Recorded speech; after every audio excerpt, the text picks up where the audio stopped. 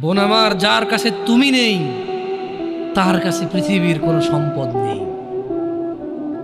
বোন আমার, 12 বছর 15 বছর বয়সে তুমি কেন বিবাহের পূর্বে আরেকজনকে তোমার শরীর ধরতে দাও?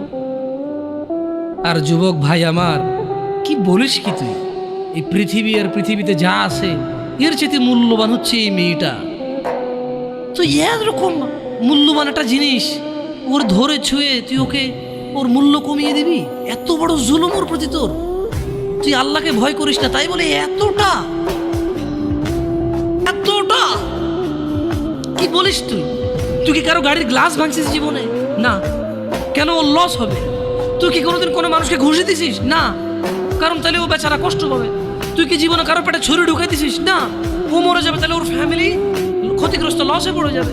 তুই কি কারো টাকা মারছিস কোনোদিন? না। তাহলে ওর ফ্যামিলি টাকার কারণে কষ্ট পাবে। তাহলে তুই কেন তুই এত ছোট ছোট বিষয়গুলো খেয়াল রাখিস যে আরেকজনের লস হবে? তাহলে তুই এই মেয়েটার জীবনটাকে তুই কি করলি?